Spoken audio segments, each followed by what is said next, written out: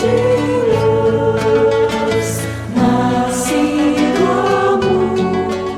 nós somos bons, nós seremos espíritos bons encarnados e, portanto, nós almejamos desenvolver toda a nossa atividade enquanto encarnados de acordo com aquilo que nós somos.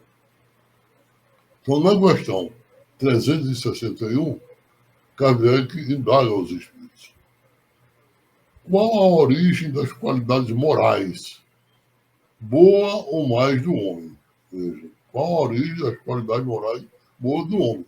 Ele está falando de nós como encarnados. Qual é a origem? Eu sou uma pessoa boa? Como é que eu sou uma pessoa boa? De onde originou essa minha bondade? Se eu sou uma pessoa má, sou eu como ser encarnado que sou mau?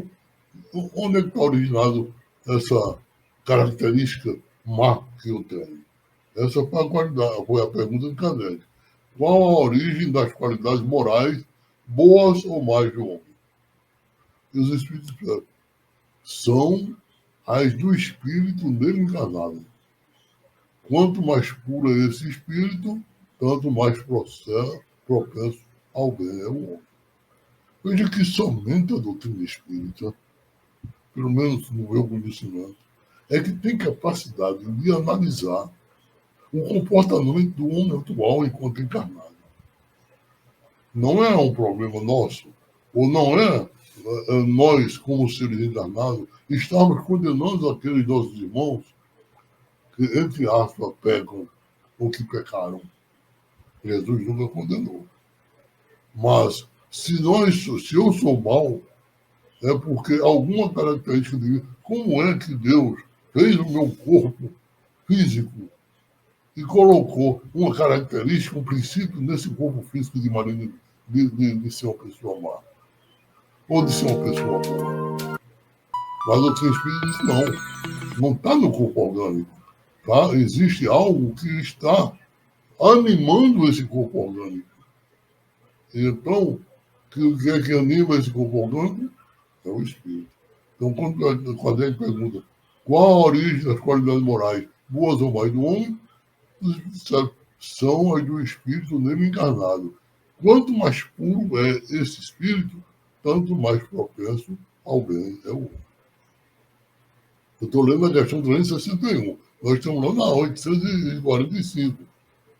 Mas Kardec volta, né, à questão 261 para nos conscientizar, para nos relembrar do estudo que foi feito a respeito do tema. No item 361, item A, Kardec perguntou: seguir-se-á daí que o homem de bem é a encarnação de um bom espírito e um homem vicioso a de um mau espírito, ou do espírito mau. Fecha.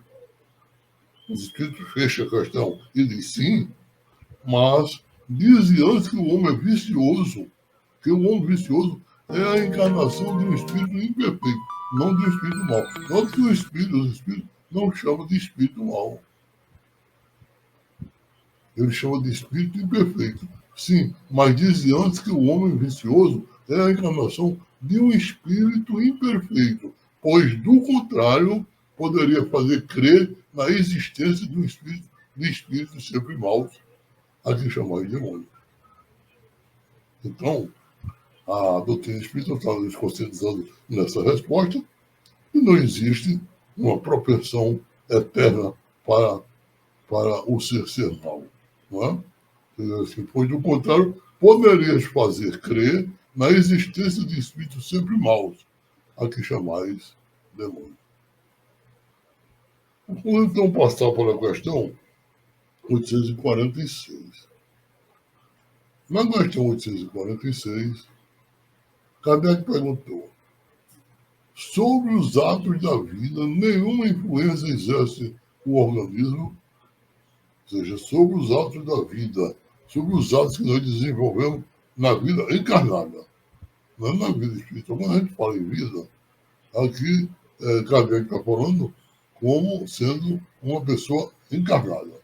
Quando a espiritualidade fala em vida, não fala na vida só da carne, fala na vida espiritual, que ela é infinita, é eterna, entre aspas, não é?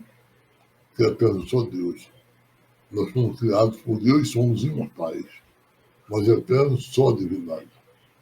Então, é assim, sobre os atos da vida na carne, nenhuma influência exerce o organismo nos atos que eu estou desenvolvendo. E se essa influência existe, não será exercida com prejuízo do livre-arbítrio. Ou seja, veja que Kardec pergunta, vai direto ao tema. Ou se o organismo exerce a influência, se essa influência existe do organismo, ela não será exercida com prejuízo do livre-arbítrio, porque o livre-arbítrio é do espírito. Se a carne me influencia negativamente, então eu estou exercitando algo que está contra aquilo que Deus determinou para que Deus nos doou, que foi o livre-arbítrio. É essa a questão que Kardec está colocando. E isso é inegável que sobre o espírito exerce influência a matéria, que pode embaraçar as manifestações. Veja a colocação dos espíritos. É inegável que sobre o espírito exerce influência a matéria que pode embaraçar as manifestações. Manifestação de quem? Do espírito. Daí vem que, nos mundos em que os corpos são menos materiais do que na Terra, as faculdades se desdobram mais livremente. Porém, o instrumento não dá faculdade, ou seja, o corpo orgânico não dá faculdade, porque a faculdade é do espírito. Além disso, cumpre-se distinguir as faculdades morais das intelectuais.